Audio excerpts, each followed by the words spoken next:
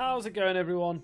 It's your boy LF Jake with part 5 of our AI generated story time. I'm not sure how the edit's going to come out, but for those that watched last episode, you might have heard the mention of a certain letter. This is how we're going to start this episode. We're going to have a letter, and it's going to kick off a lot of big things. The first thing we're going to do is read the last paragraph from the last part and kick on from there. Let's go. The group decides to split up again to cover more ground. Kurlo, Glim and Arin head towards the town square to ask around about Talasus and his family. Erevan and Remy go to see the local tavern to see if they can gather information on the locals. Thane and Seraphina go to Talasus' family home to investigate. Thane and Seraphina arrive at the family home and find it abandoned, except for a few rats scurrying about.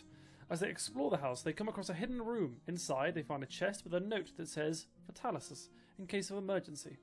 The chest contains a map, a letter, and a strange amulet.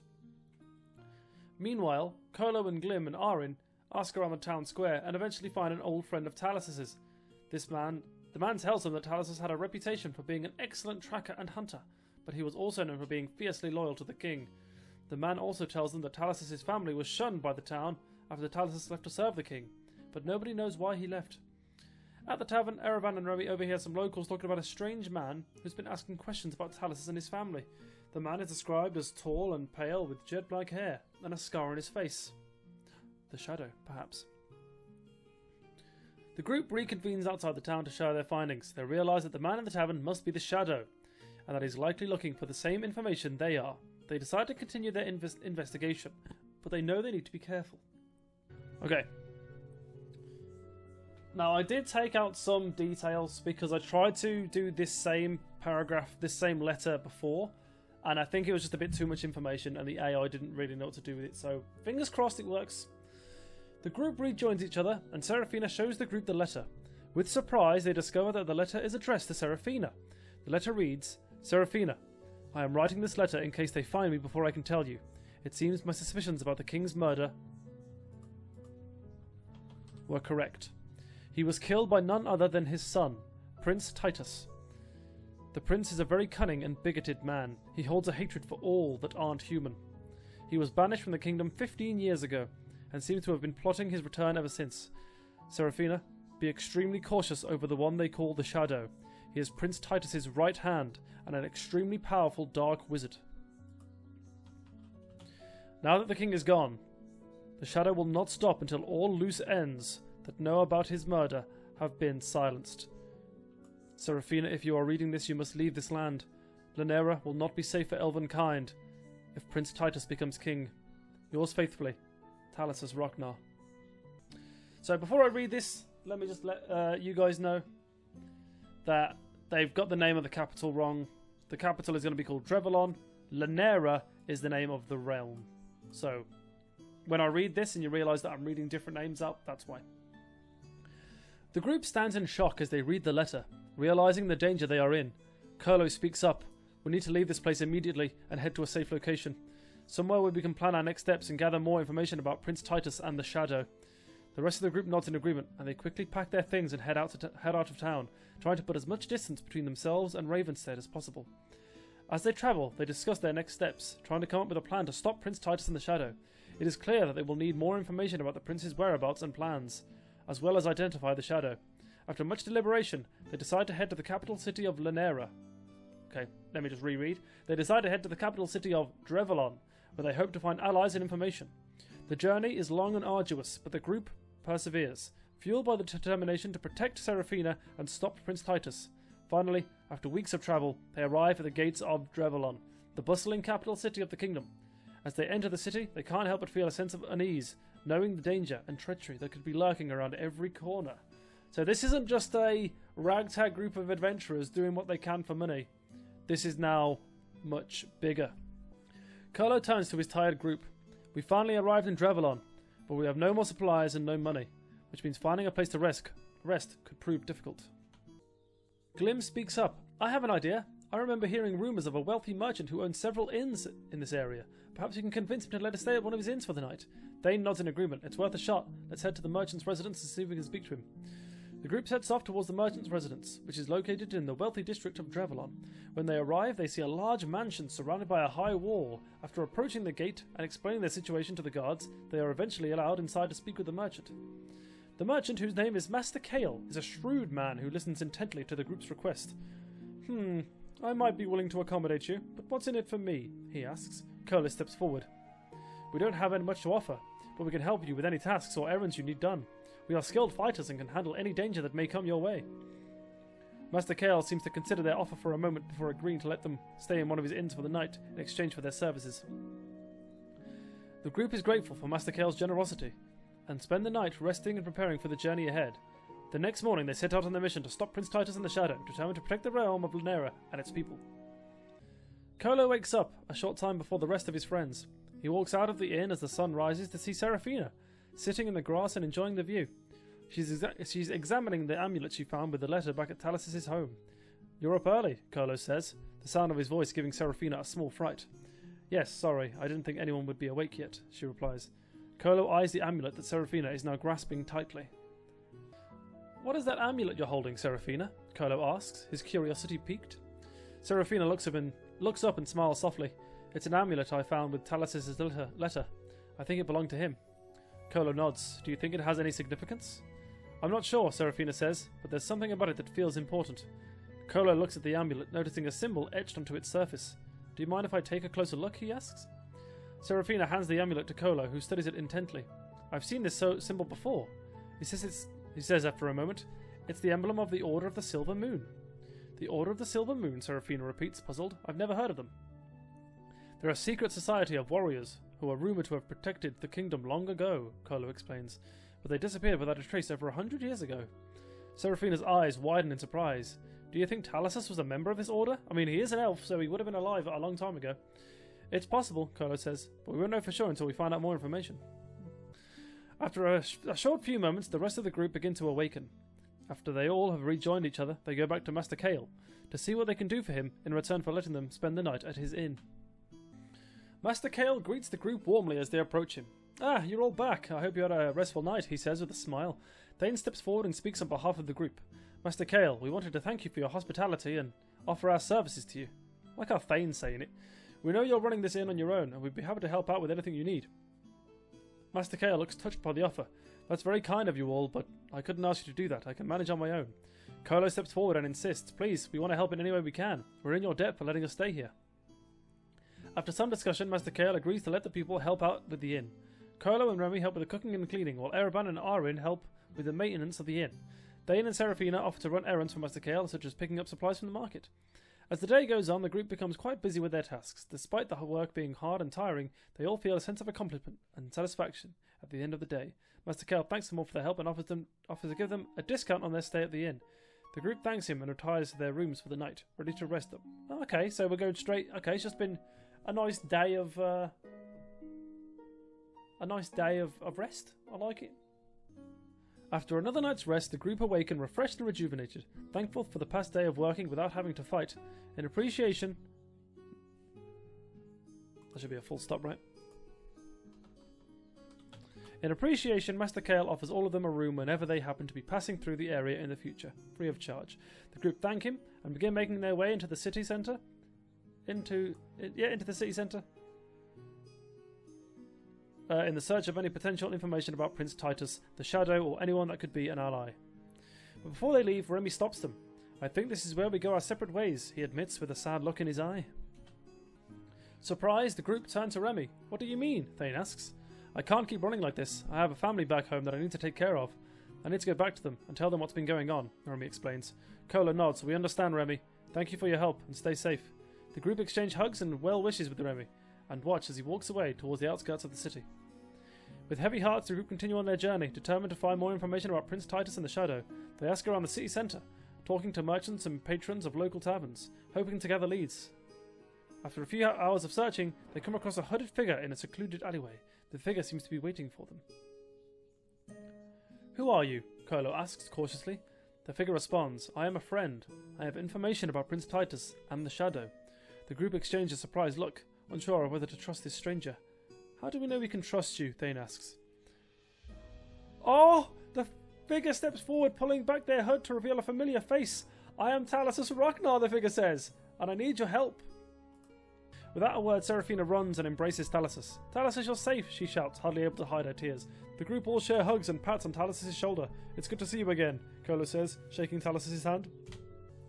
Talusus smiles warmly at the group. It's good to see all of you too. I couldn't have made it without your help, he says gratefully. Now we have a lot to catch up on, and I have some information that could be useful in our mission, Talusus adds, motioning for the group to follow him. He leads them to a nearby inn where they can talk in private. I have been in hiding ever since I left you all. I knew that the Shadow would not stop until all loose ends were tied up, and that included me, Talusus explains. This is so cool, the AI is actually remembering all the little details. I have been doing some investigating on my own, and I have learned that Prince Titus is indeed behind the king's murder.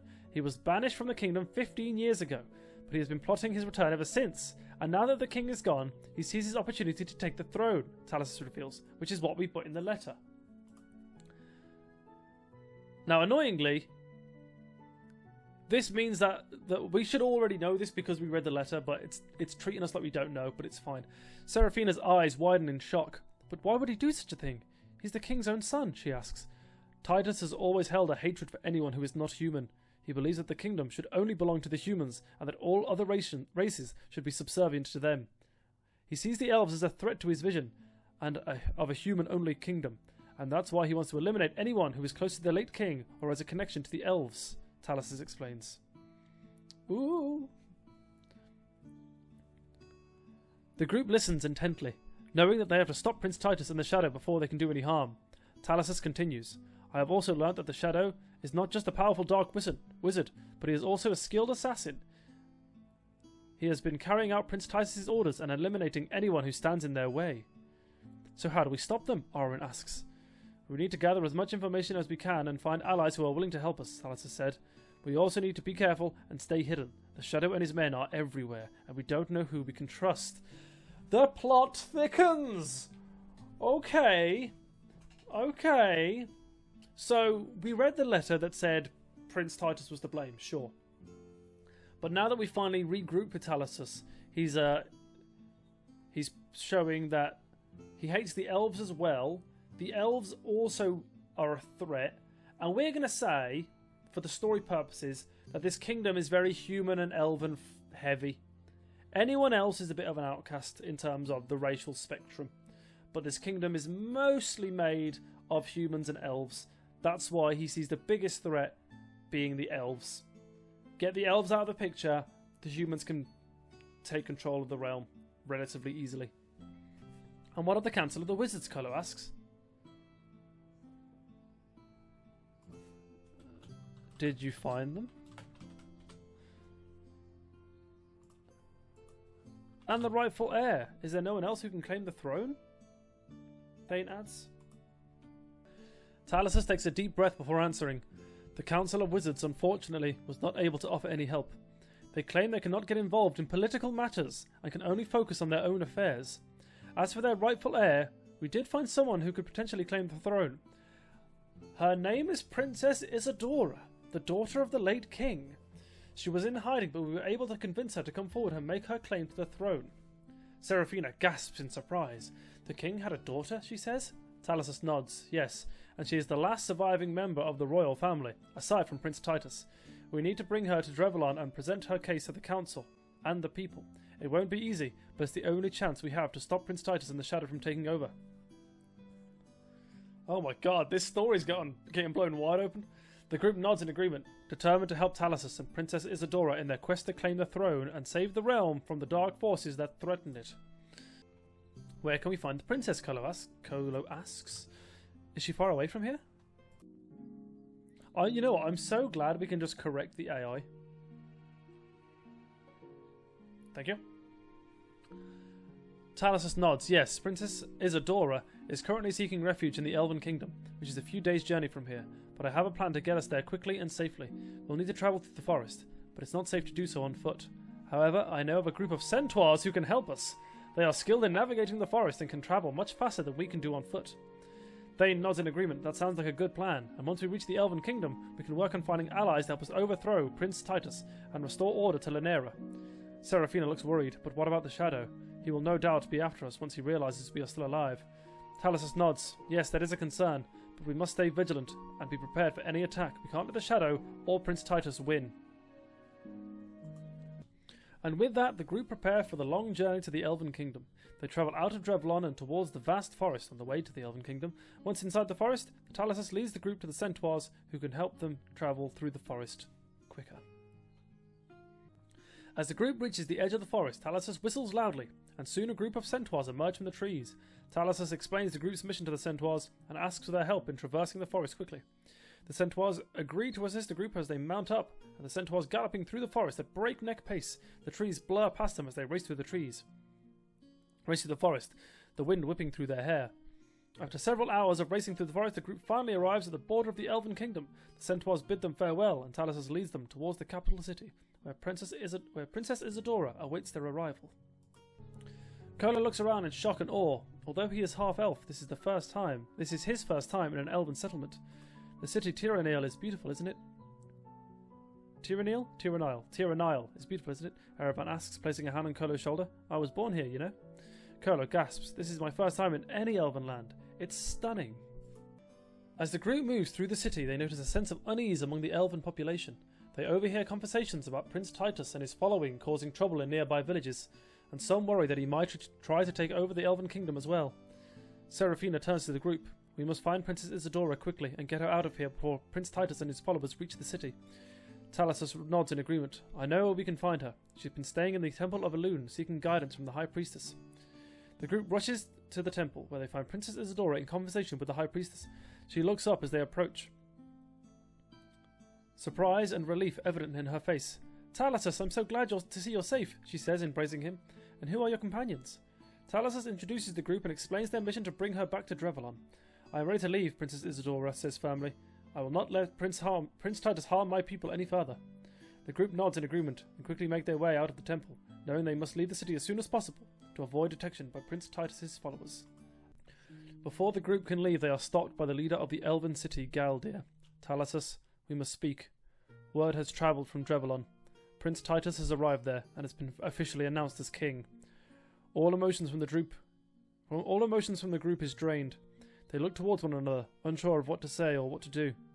We were too late, Princess Isidora sighs. Her posture dropping. The group looks defeated. Thalasus speaks up. We can't give up now. There must be something we can do. We have to find a way to expose Prince Titus for who he truly is and prove his involvement in his father's murder. We can rally the people and fight for the truth. The group nods in agreement, determination sparkling in their eyes once again. Galdir nods. I will gather our forces and send them to aid you. The elves will stand with you in this fight. The group thanks him and make their way out of the elven city, ready to face whatever challenges lie ahead. I think that's it. I think that's where we end episode 5. Gang, we are 5 episodes down. This is where we're going to end the last part of our first season. This is going to be a multi-season thing, I think. The gang has grown to good numbers. Remind me in the chat on the screen, I need to get rid of Remy, and I need to add Princess Isidora and Thalasus. Prince Titus has claimed the throne. A madman with a crazy ambition to only have humans in the kingdom. Everyone else he wants as servants or banished or killed. What are the gang going to do? We'll find out at the start of our next season. Gang, until then, thank you for sharing this story with me. I've been your boy, LF Jake. We'll catch you in the next one. And until then, don't go changing to try and please me. You've never let me down before. Take care.